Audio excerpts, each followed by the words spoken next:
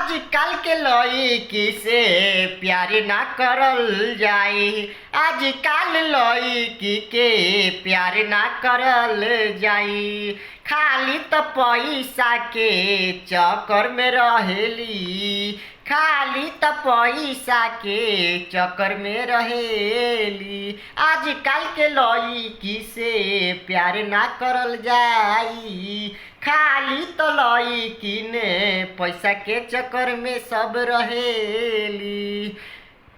कहे दू कौले बात, कहे दू कौले बात, बोलिए मीठा मीठा बात। करिए दू कौल बात, करिए मीठा मीठा बात। भाई रे आजकल के लड़की से न प्यार करी है। खाली पैसा के चक्कर में वो रहेलियस। खाली पैसा के चक्कर में वो रहेलिस। आजकल के लड़की से प्यार ना करल जाई। अरे आजकल लड़की के प्यार न करल जाई। दू कौल बात कके पैसा ली ठगी। पैसा ली ठगी हो, पैसा ली ठगी। पैसा ली ठगी हो, पैसा ली ठगी।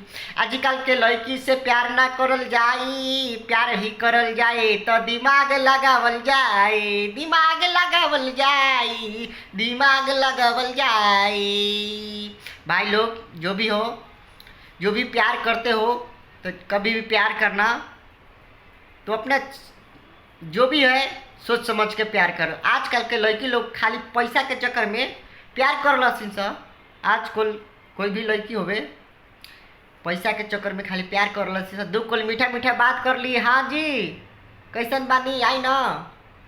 यही सब होता है आजकल के ज़माना में।